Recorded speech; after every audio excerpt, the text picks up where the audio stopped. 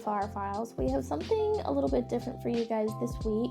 We are going to talk about what we have kind of uploaded on our website. We've had a quiz that ironically is called Choose Your Character, not trying to connect it like a video game or something like that. But we have the questions up on the website. There's a link up at the top of our homepage. And is it at the top of all of our pages?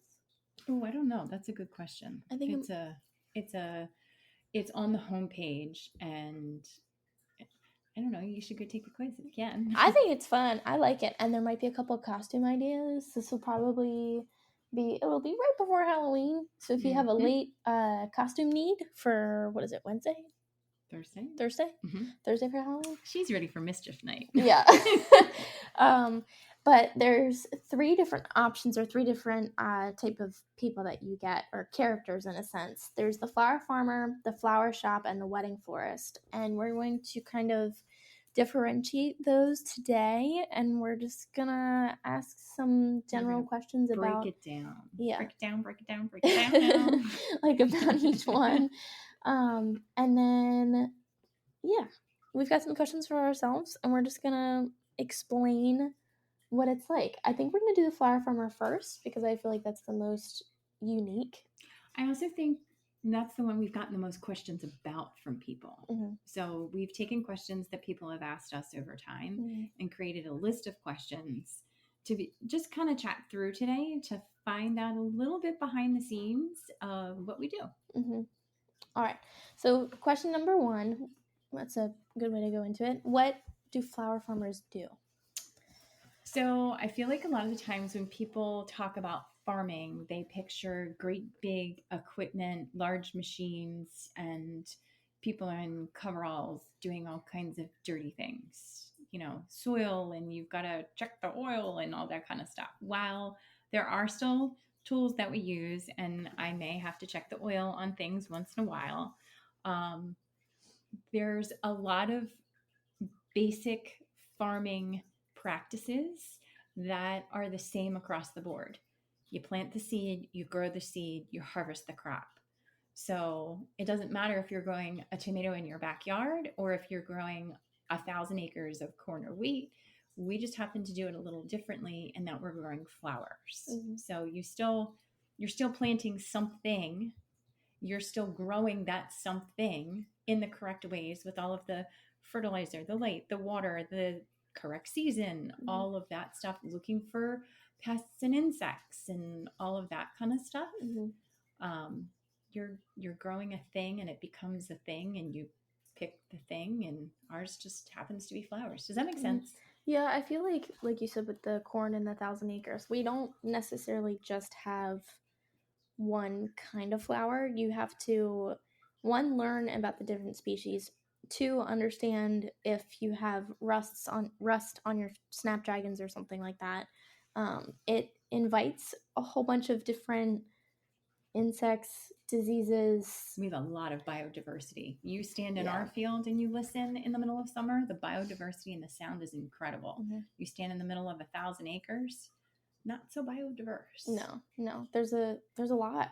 I mean, the rotations. How many different types of flowers do you think we grow? Oh my God, that like thousands. Yeah, it feels like thousands. Probably thousands. Well, probably. If you take the zinnias and you look at all the different crops inside the zinnias that we grow, and then you take the cosmos and you look at all those varieties, and you look at the scented geraniums that we use for greenery and things like that. Like there's so many different. I would be more comfortable saying we grow close to 1,000 different plant species between our hard goods with all of our trees and shrubs, and then all of our flowers. There's so many different things. Yeah, it's a lot. And even the stuff around the farm too. The amount of times that we've gone in the back to go get the solidago because it just kind of shows up naturally in the CRP, and we're able to still have that space protected, but we use it to our advantage in a sense. And grasses, there's natural grasses that are used as buffers and things like that, but we've been able to use some of those grasses. They're not invasive or anything like that, and it lets us pull things a little bit differently. I mean, it's different because we're not a regular florist. We're a flower farm. So, and I mean, this year, what was it? I think it was like early March. It was when the daffodils were blooming, the camellias were blooming, and I walked around the farm, and it was like a build a foraged bouquet with me, and I remember that. Yeah, the amount I got, not like old maple seed pods, but they were still on the tree, but the pods were still connected to their bracts on the branches. But they were still connected, and some of the leaves were still colorful in there. I know it was still spring, but they still had like different texture to them. There was boxwood. There was the hellebores were blooming. Yeah, there was spirea that I didn't know held up pretty okay. Sometimes it gets a little wilty. Most of the time it just really drops their petals. But I had like a full bucket of like different stuff. That was just foraged. No, I didn't even pull or grow specifically. Did you know that daffodils are poisonous? I've never thought to eat one. So I guess not. All right. They are a little squishy. I would not want to bite that. Yeah, but in our episode last week, you said daffodils, and like that was one that really surprised me when I was doing the research. I was like, daffodils? What? How is a daffodil poisonous? Totally shocked me. And you would think because tulips are out of bulbs too, and they're edible. So it's interesting that there's still two different bulb types there. Some are edible, where tulips are edible. Yeah. You know, I don't know. I always kind of put them in the same bucket. And they have the weird colors, and the parrot ones look like you shouldn't eat them or something. They look like they're going to bite you. Yeah. Huh. Yeah.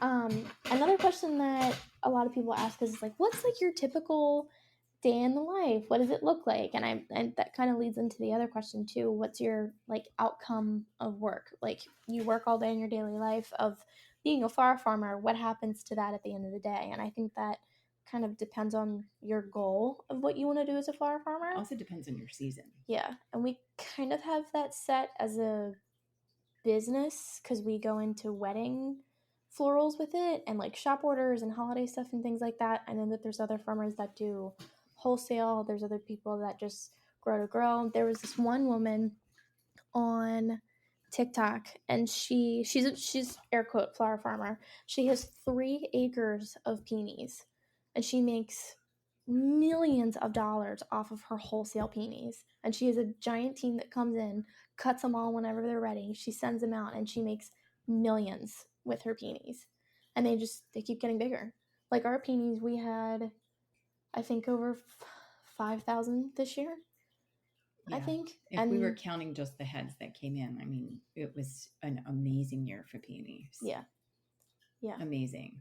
But with your daily, like, I mean, you know more than me, Mom. Like with the daily life as a flower farmer, what does your daily life look like? Well, I feel like any farmer, and throughout the seasons too, because I know snow looks different. Snow is hell. Snow is hell. Don't talk about snow. Yeah, you're definitely not off in the wintertime. No, that's a common misconception. Well, I feel like I saw I think it was I don't know if it was a TikTok or an Instagram. I don't know. I saw something, but somebody asked a farmer, you know, a national poll was done of farmers, and they asked what they did in their spare time. And most people didn't know what spare time was, and they didn't know what day of the week it was. And I feel like that's kind of, you do it because you love it. And I love to be outside. I love it doesn't matter what the season is.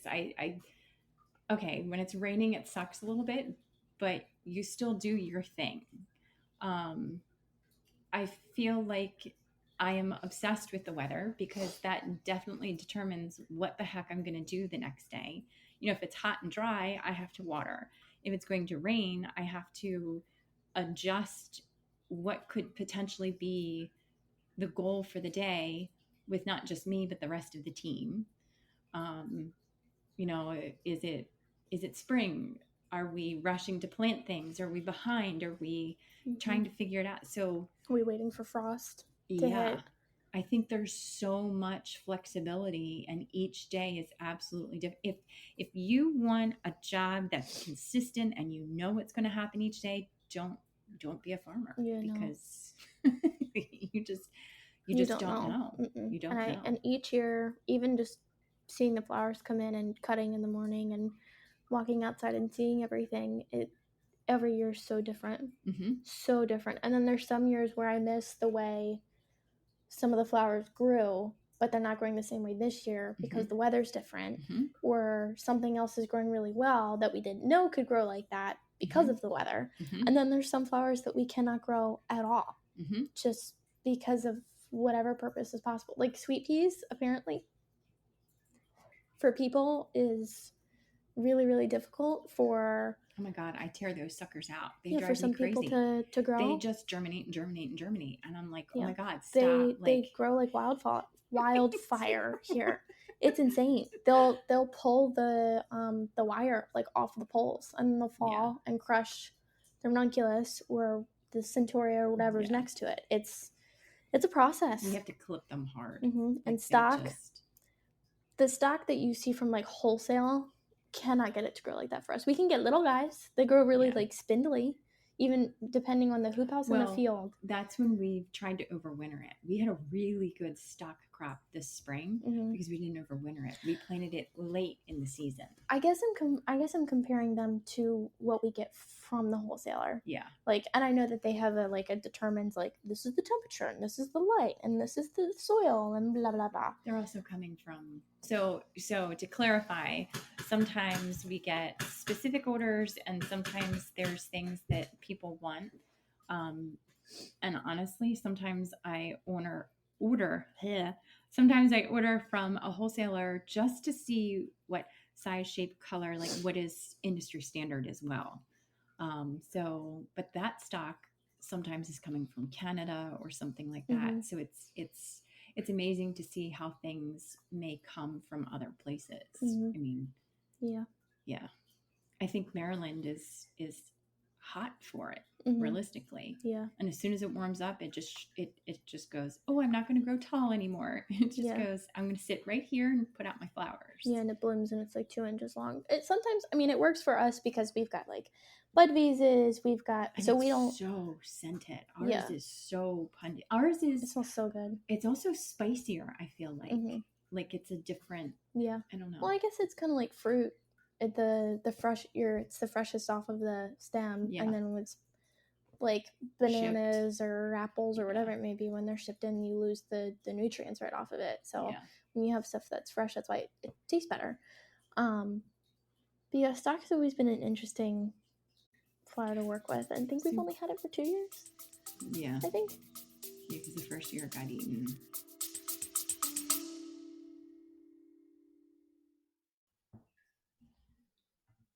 Hey guys, Lizzie here. I bet you didn't know this about me, but I am gluten-free, and one of the things that I struggle with is going to the grocery store and finding the foods that fit my dietary needs.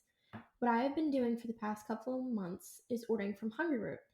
Now, Hungryroot is an online company where you can order groceries off of their website. It's full of produce, crackers, cookies, to muffins, to meats, and all the different types of snacks and things like that. They have made my life so much easier in the process of finding foods that fit my dietary needs. There are filters that you can adjust, such as non-GMO, dairy-free, gluten-free, paleo, different preferences and things like that. So what they have done for us, because they're such a generous company, the Hungryroot team has given us a 40% off discount code on your first box. So if you use the code FLOWER40, and that's capital FLOWER 40 at checkout, you will get 40% off your first box. I'm so excited to team up with these guys. They've made such an impact on my life in the morning and to my day-to-day life, and I hope you experience the exact same thing that I do.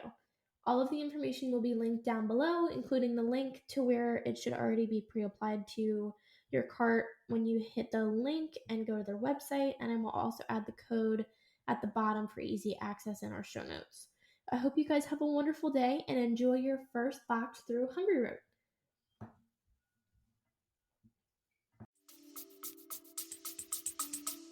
The year before that, we got snow and it broke it. Like it's just stock is. It's fussy. So again, being a farmer is and knowing what crops you want to pull. You know, we did really well with this, and this. We don't want to grow so much of this. So being the farmer is knowing what you can grow well and what you can be successful with. Mm-hmm. And not being afraid to get out there and get dirty once in a while. Yeah, and try different things. I feel like we've done a really good job this year of controlling, air quote controlling, because of course the weather and everything, and bugs and frogs and things like that. But I feel the like frogs are not dangerous. No, but they sometimes they the really fat ones push over like the little baby. the little baby plants, and then they'll snap off, and you'll see like we do not wet. have cane toads, Lizzie. No, no, but you'll see their prints on the fabric. Yes, I couldn't remember the word. But yeah, flower farmer is definitely very different than the other three. So if you have taken the quiz or have not taken it yet, maybe you should try it, see what happens if you get flower farmer, and then you can go, oh, I didn't know that's what that was. That's pretty cool. The second one that we'll go into is the flower shop, because I feel like it's a good transition into the second one. Hey guys, Lizzie here. I bet you didn't know this about me, but I am gluten-free, and one of the things that I struggle with is going to the grocery store and finding the foods that fit my dietary needs. What I have been doing for the past couple of months is ordering from Hungryroot. Now, Hungryroot is an online company where you can order groceries off of their website. It's full of produce, crackers, cookies, to muffins, to meats, and all the different types of snacks and things like that. They have made my life so much easier in the process of finding foods that fit my dietary needs.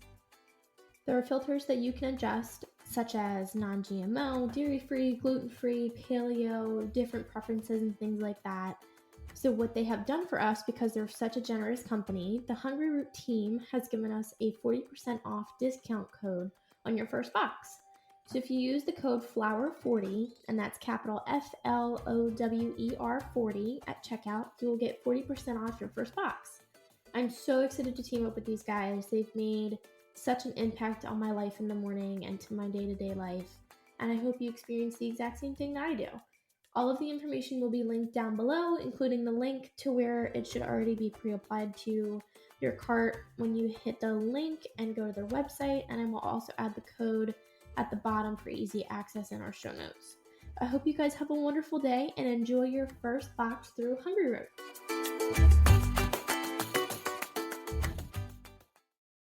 So the flower shop world for us is a little bit different than most retail places. We don't have like knickknacks and people that order stuff from magazines. Like you're getting flowers. We have an Etsy, we have dried stuff and things like that. But it still comes from the basics of who we are. Yeah. We're a flower farm. Yeah. It's not like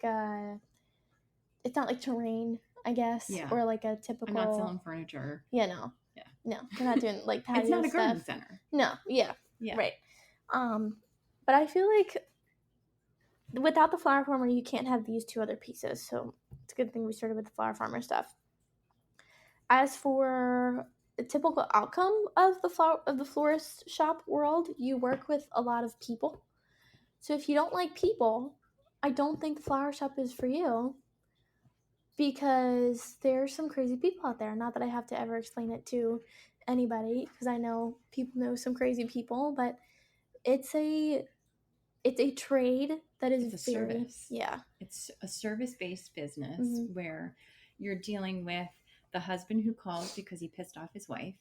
You're dealing with the crying person, not dealing with, but you're consoling the crying person because they're ordering funeral flowers. You're helping somebody who, oh my God, I forgot it was somebody's birthday last minute. Can you place an order? We've gotten orders for funerals literally 2 hours before the funeral starts. I didn't know, last minute, can you? So I always appreciate the customers who order a week in advance, yes, 2 days in advance. Yeah, like when we get those orders in, we go, oh, thank God. There's a lot of people that order late, if you didn't realize. So as much as someone may say, oh yeah, I ordered it like a week ago. No, they didn't. Yeah. No, they didn't. I saw, of course, going back to TikTok, I think it was an Instagram reel actually, and I forget who posted it. It was like, it was a POV, all you do is put flowers together, air quotes. And, but it was like what she cut to like the different vases that she was putting together and like what they were for. And the one was my grandmother's in the hospital, kind of like what you were talking about. Grandmother's in the hospital. Our family dog passed away.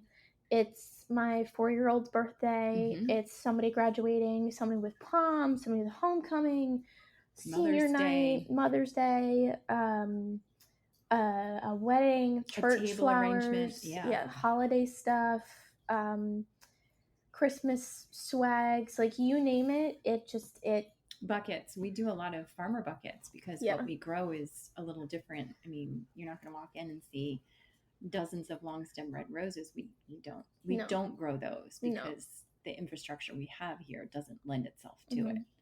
Plus, we have too many Japanese beetles to allow ourselves to let that happen, unless someone chews the bottom of the bag and they explode everywhere. We still have yet to figure out who or what has eaten the bottom of the Japanese beetle bags, because they just chew them. Fall. Yeah, they chew them open and then they eat a whole bunch of them, and I guess they get full. It's so gross. We still have, like, I don't know who. Now I'm saying who, like a person, like an animal, clearly. What creature? Yeah, what they pulled the fence. Thing. They definitely pulled the fence. So if it's a fat raccoon, I'm moving, because if they can pull that fence, that is a big raccoon. And I know that they can get into garbage cans, but good Lord. Yeah. They're strong, if that's the case. I would not want to cross that raccoon. He's got beetle strength. I don't think I would want to cross that raccoon. So you would say he's icky. Yeah, he's icky. Back to the flower shop stuff. Goodness. I think we covered why, like, how is this a specialty? I think because we cater to like so many different worlds of people. Well, you also have so many different styles too. You've got, one of the biggest lessons that we've learned as far as customer service in orders for funerals is some people want very, very somber. They want it to be pale and pink or very white and green, and they want that very soft. Yes. And other people are like, no, I want it bright and wild, and I want it to cheer them up. So learning how to ask those questions and what that looks like, and how to structure the website to have those options available. Yeah, and to make it easy. Yeah. And sign. Okay, two big things. Sign your cards, people. Yeah. You put the thought and everything into writing this beautiful note. Happy birthday. I hope your day is wonderful. We love you. And then you don't think to sign who it's from when we get an online order. That always stresses me, because I'm like, well, are they supposed to know who it's from? Are they not supposed to know? So many times I'll just tuck a sticky note on it that says, listen, you may want to know who actually sent you the flowers. The order was placed by da-da-da-da-da. Because we've gotten phone calls, because what I used to do is just write it exactly as it was, and then we deliver the flowers, and then we would get phone calls from people saying, I have no idea who sent me these. Yeah, I don't know who this is from. Yeah. And the other thing we didn't talk about in a daily life of a florist is the delivery aspect. Yeah. Oh my God. Yeah. We've been chased by horses. I've had 2 people bitten by dogs. We've had a girl fall in a hole that was in somebody's yard and twist an ankle. And people's houses are not marked. No. Like, they're just not marked. No. I don't know how, if there's an EMS, like if there's some kind of emergency, people are not going to find their houses. Not at all. And if it is marked, it's up on their house, up their driveway by like. And it's hard to see. Yeah. So I don't know. But I think it's probably one of the most rewarding things that we do is you get the order, you put the order together, you deliver the order, you knock on the door. And most of the time people come to the door frowning. They're like, who is here? Like, why is somebody knocking on my door? Listen, I am not going to sell you a vacuum. No, we're not the IRS coming to your door. I'm not doing any of those things. And then when they see the flowers, their whole demeanor changes. They light up. People light up. Yeah. Unless they're stressed about their dog getting you.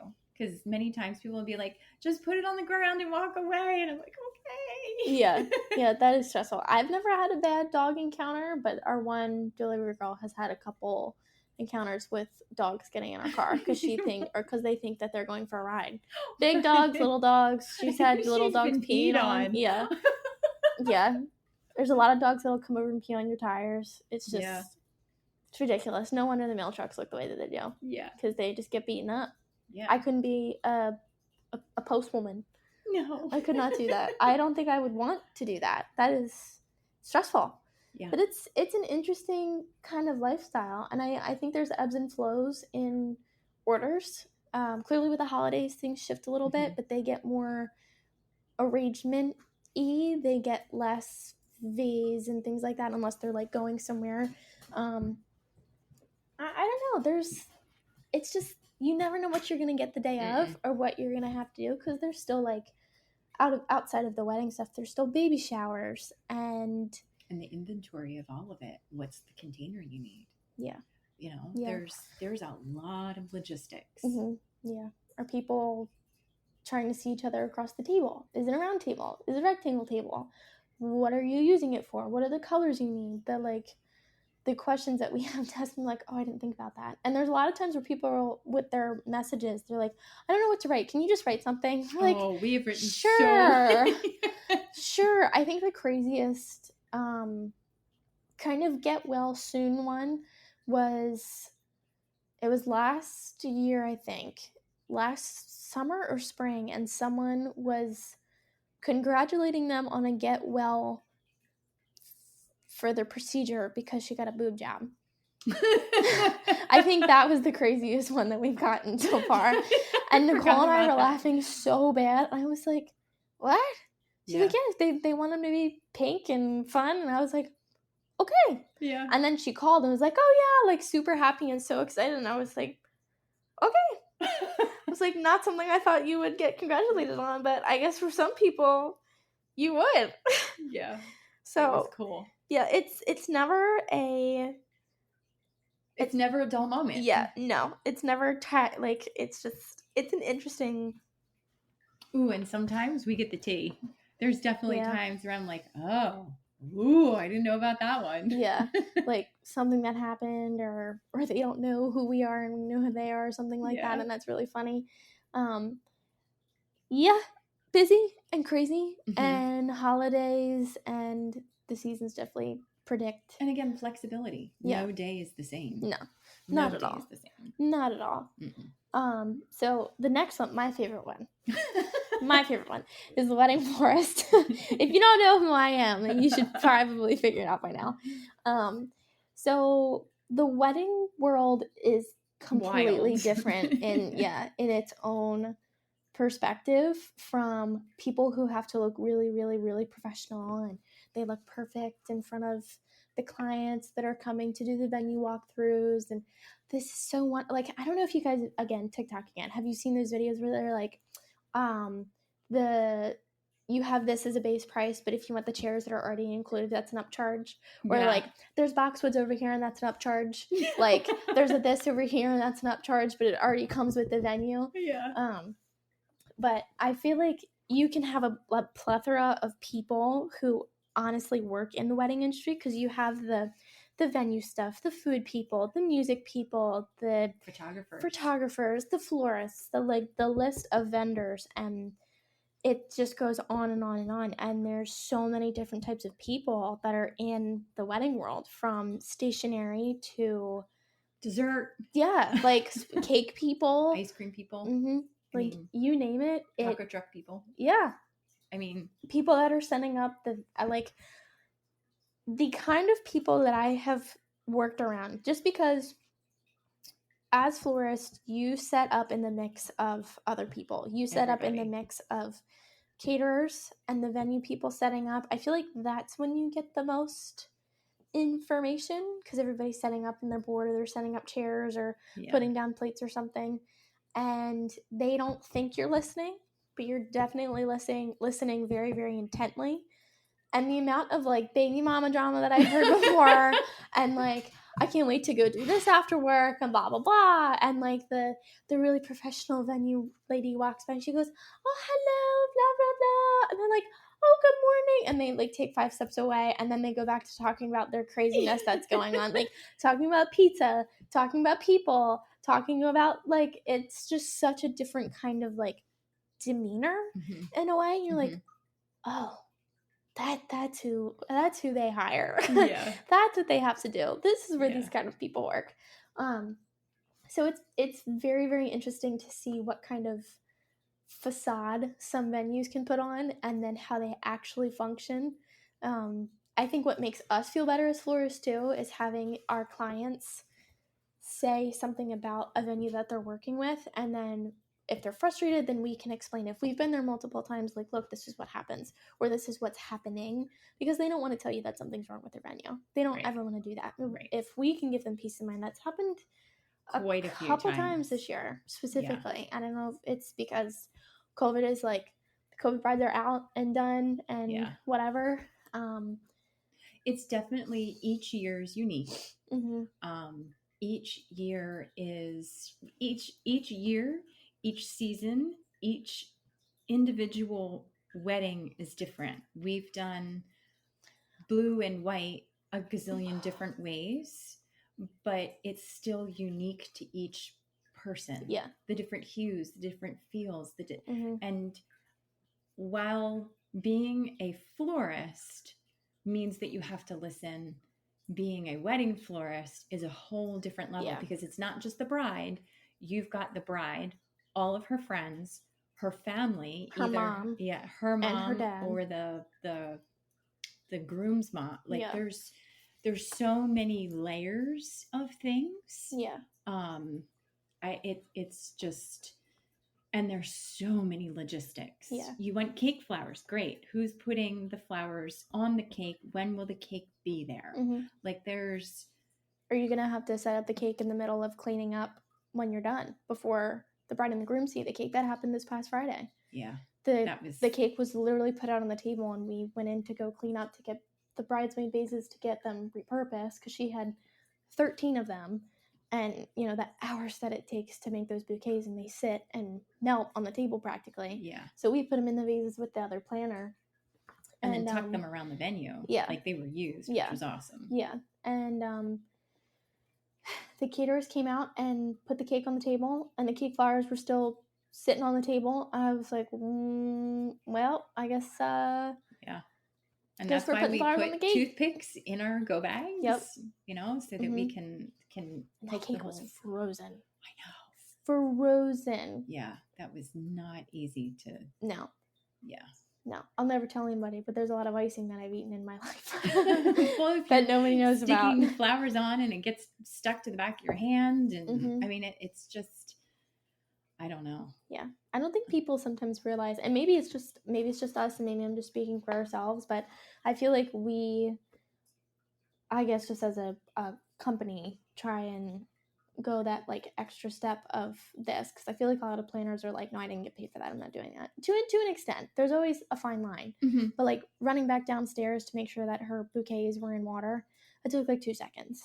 2 seconds. Plus, if you're a nice person and a nice bride, be nice to your vendors, because they will do extra for you. If you're mean, or somebody else is mean, they're not going to do anything extra for you. I can't tell you how many times we've run around and we've picked up trash or helped another vendor who was behind get their stuff done, because it's not about us. I feel like once we get there, it's all about everybody working together. I mean, that's what makes it happen. That same wedding, the bride had it set up a specific way for her candles. We got there and the venue had flipped things around. So now what she had said per the contract wasn't going to work. It just wasn't going to work. So we had, and I think that's one of the biggest things that I learned is you've got to be flexible and you've got to be able to think on your feet. I mean, so many times I know. And be nice to the catering people. Oh yeah. To your catering staff, because you don't know, I'm not saying anything about catering people, but you don't know who could be spitting and wiping on something. It's a thing. Like, I know people joke about that in restaurants and everything, but be nice to other people. There's so many times that caterers are like walking with their headphones or cleaning glasses, and they just look at you like you have 10 heads, and you actually like speak to them. And you treat them like humans. And they're like, oh, and you can see them like relax a little bit. And like, it's okay. Like, and then they give you more information in the kitchen about the next day or about the venue when you come back to clean up. So it's kind of funny, because in a sense, like, planners are loved, but some planners are not loved. And I feel like I know I always say like in a weird way, we fit in so many different holes. We're like the middleman in a way for everybody. Yep. For everybody. Because we turn into that, well, you got to put the tablecloths on the tables because we got to set stuff up on. So we're working with the caterers. Yeah, and with the planner. And they're like, oh, why didn't you come say anything? I was like, because you're working inside in their tablecloths. Why are you freaking out? Oh, you didn't have to do that. I said, well, it's part of our job. It's how it works. Relax, because she starts like we've had a lot of planners where they start to like, why didn't you tell me? I said, because you're inside with the bride. Yeah, like they're just tablecloths. I'm pretty sure we can set up some tablecloths. Now glasses and stuff is off my hands, but but yeah, I feel like that gives you guys a good rundown of like what do we do, and the outcome of our work is. Here's the outcome of our work. Ready? This is what we listen for. We walk in, and when we hear, yeah, the girly scream, I always get like my heart always starts to race when I'm like walking into the door of whatever it is. That is, I love my job and I love the flowers and I love all of that family and all those wonderful things. But my favorite thing about, one, delivering, but two, just doing wedding stuff. And I love Friday weddings, by the way. Love Friday weddings. And it's the reaction of the bride of, wow, oh my God, I love it. And they get all like squeaky and so excited and they're like jumping up and down and doing all of that. It's just, I don't know, it's just a good feeling because you've spent hours on growing the flowers, at least for us, growing the flowers, processing them, getting them to fit her color scheme and this and because the Pinterest and the proposal and the contract, like because they want mauve, they don't want terracotta, they want deep maroon, they don't want purple, they want red, but they don't want maroon. Like it's the amount of like we have had here. I think the strangest color scheme that we've had still to this day was at not strange in bed, but strange in the thought of I would think of it as a natural color scheme. I know there's a lot of people coming out with the like color blocking and the green and the purple and the pink and the yellow, like all of those kind of things. But there was this one bride, I think it was last fall. Was that the last fall? No, it was last fall. Yeah. She had Procreate on her iPad and she made her like color chart in a sense. And she brought in paint colors. It was lilac, cream, light pink, kind of like a blush skin tone kind of pink. She had dark red. She wanted black. She liked dried flowers. She liked tan, dark purple, like if someone came up to me and told me I want my wedding colors to be like that, and I would go, what? Yeah. And then she showed us her color scheme, and then by the luck of the weather, all the flowers started to bloom in like the correct way, and it was stunning. Yeah, it was amazing, and it was a perfect match, perfect match. So, but it was really cool, and it is a very special kind of industry, but you can get burnt out very, very easily. 100%. Very easily. 100%, because it's always, well, I can do another wedding and I can make a little more. I can do and it just becomes this machine, and it's and you've got to go back and clean up. I mean, and some of the venues have rules. Very strict rules. So I feel like the wedding industry is the most, flower farmer has the least amount of people interaction. You're out in the field and you're talking to the plants. I talk to them all the time. When you're the florist, you have short interactions with people where it's transactional. When it's wedding, it's personal. You have true interactions because we spend months working with our brides, checking in, asking questions. I want to know their story. Why are they getting married? Okay, they're into the beach and the ocean, and you know this is important to like it's so deeply, truly personal to share that moment with them. Yeah, and it's funny to hear though. Sorry to interrupt you. No, but the difference in, because I'll sit and listen to the calls. I know you and Nicole do the questions and all that because you're in the contract world of everything. But the answers of how did you guys meet?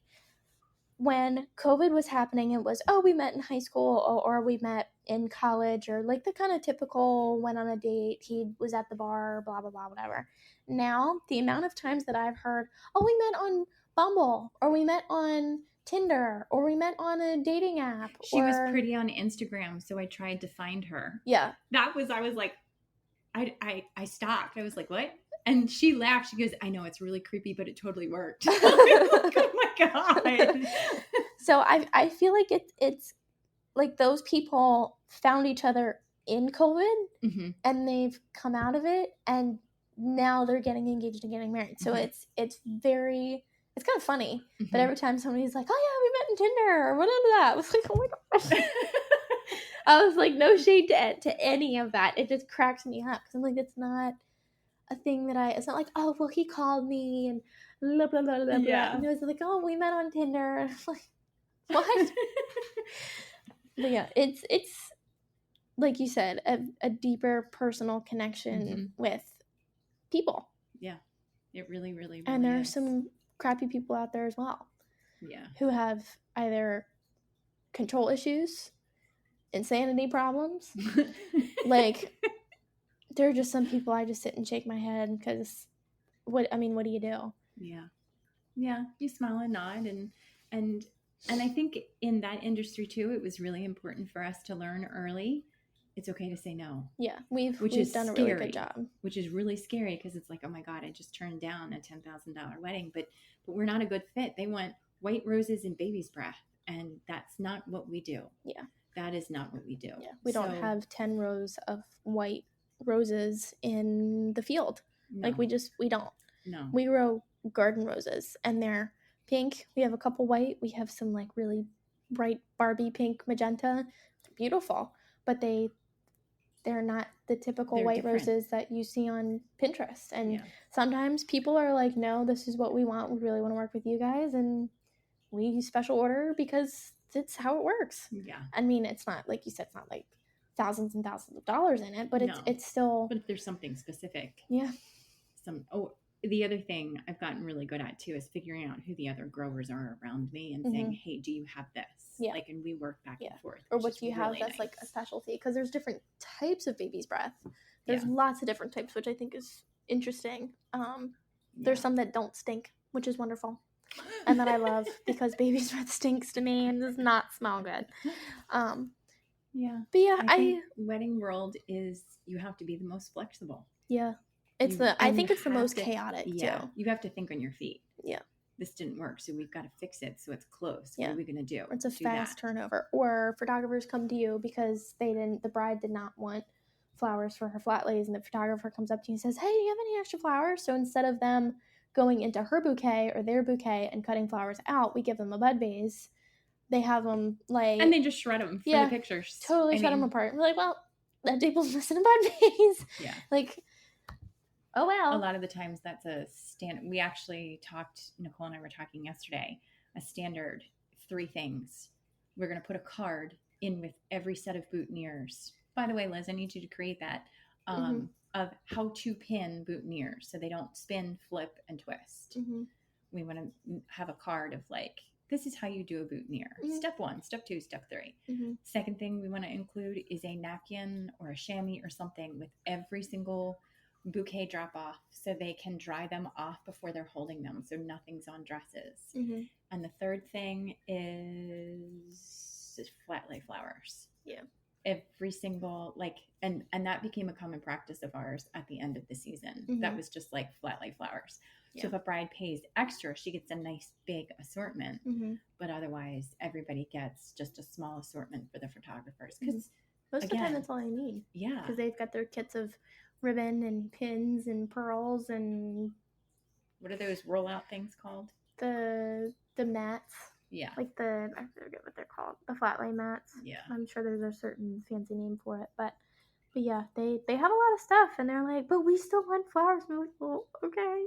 Yeah. Sure. Sometimes they'll grab the boutonniere or like a corner of a bouquet and put it in that way too, because they like that full look, but there's some elaborate like flat lay stuff out there, but big time. But it's a big industry. Like we're florists / planners slash communicators slash delivery people slash hey can you, or I don't know what to, the amount of times that I have been stuck in, not stuck, but like you always make sure that there's somebody else in there with you from your team, but like in a room full of men, boys Oh my sometimes God. as well. And the guys need to put their clothes on. Yeah, I've walked in on men in their underwear. Like I'm knocking, like, hey, Florist is here with the boutonnieres. Oh, come on in. And it's like, oh, here you go, run. Yeah, I'm gonna like close my eyes and just put them on the table because. But again, it goes back to having that connection.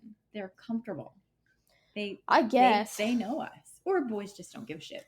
I just don't think they care. I really don't think they care. Because by the time we show up, they're probably already like 4 or 5 beers in, at least running around being crazy. So it's been an interesting kind of story time. We'll have to do like a trauma candy salad kind of thing. I know that trend is kind of dying, but no, I think that would be cool. Yeah, for sure. Yeah, for sure. Yeah. So take the quiz. Decide, and it's on our homepage, and I will put it in the show notes. Ooh, fancy! Right in the bottom. Fancy. So, well, thank you guys for listening. We have lots of stories, and I love that you guys are asking questions. So ask us questions. Yeah, we are here for that, and I'm just excited to see what your results are because that's a big deal. Mm-hmm. It's a big deal. It's fun. Mm-hmm. So let us know. Keep us updated. You can always find us on our Instagram, on the Flower Files. You can find us on the Wildly Native Flower Farm Instagram. You can also go through Google and just look up Wildly Native Flower Farm or wherever your search engine is.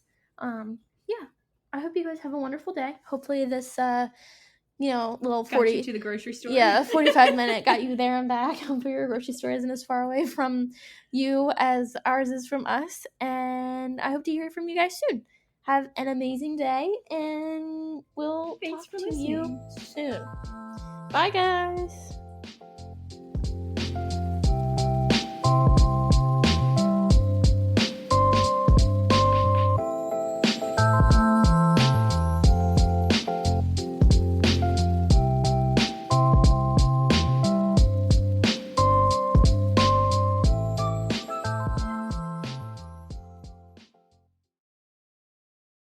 Hey guys, just dropping a line to tell you about Patreon.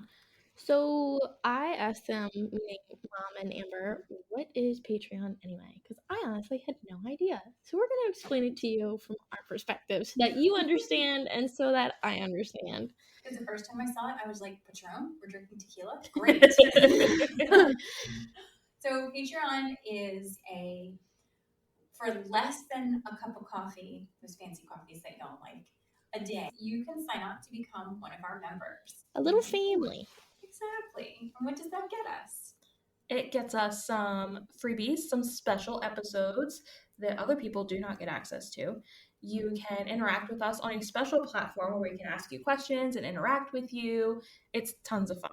Mm-hmm. And even on those special episodes, we might be less censored than we are already. And we're going to have a couple fun ones that we can just kind of throw in there and talk about and laugh and go on tangents and have fun.